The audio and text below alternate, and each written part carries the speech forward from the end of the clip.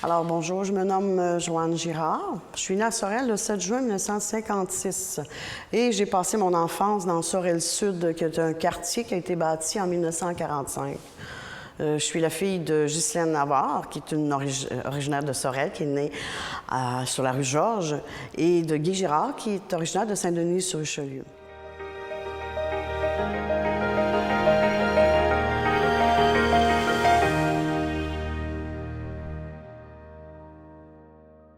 Moi, j'ai toujours dit, quand je suis partie en 78 de Sorel, je suis partie de Sorel-Sud, j'ai dit à mes parents, bye, je ne reviendrai plus parce que le monde m'attend, puis je m'en vais là, puis c'est important.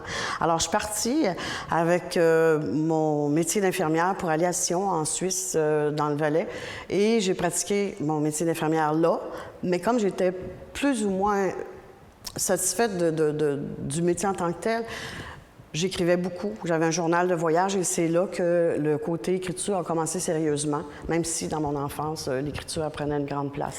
Après 12 ans d'absence de la ville de Sorel, j'ai dit à ma mère, je pense qu'il est temps que je revienne parce que c'est une question familiale aussi, raison familiale, mon père qui est en moins grande santé.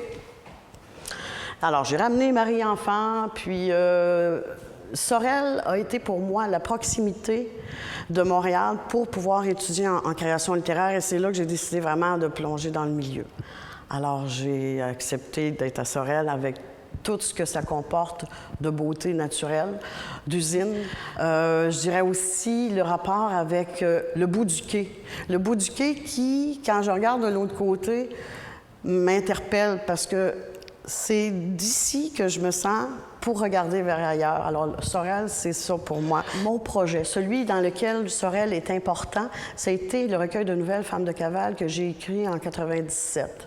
C'est un recueil qui est divisé en 3 périples. Alors, le premier se situe à Sorel. Il y a 3 nouvelles importantes dans cet univers. La première nouvelle, c'est l'envol de Loi Blanche. Elle part de l'île du Moine. Donc, on est un peu dans les années 35-40.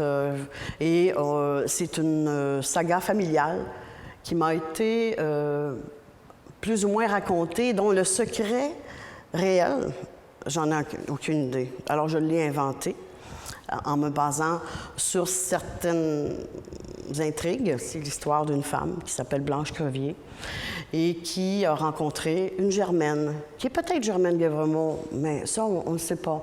Mais c'est une dame importante. Alors, j'ai un peu travaillé de ce côté-là en voulant introduire un peu l'histoire, tout en étant dans la fiction, bien sûr.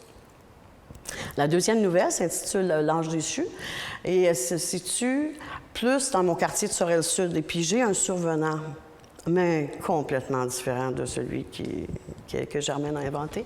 Et c'est un être éthéré, un grand amateur de lecture tolstoïenne, un individu qui est arrivé dans une famille qui est venue pour la déstabiliser.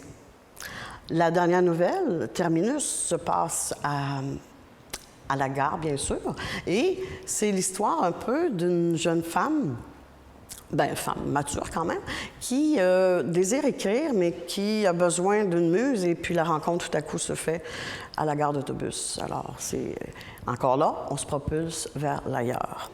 En réalité, Sorel, ça a toujours été pour moi, comment je dirais, un monde, un lieu où je me sens comme dans mon cocon. C'est comme là où c'est comme un refuge pour que je puisse justement aller vers l'imaginaire, parce que c'est ici que sont mes ancêtres. L'envol de Loi Blanche. De gros nuages noirs défilaient à l'horizon, en contraste avec les moutons blancs qui s'agitaient sur le fleuve Saint-Laurent. L'automne 1940 présageait un hiver rigoureux pour les habitants de l'île du Moine. Plume à la main, Blanche Crevier terminait sa journée en confidence avec son journal.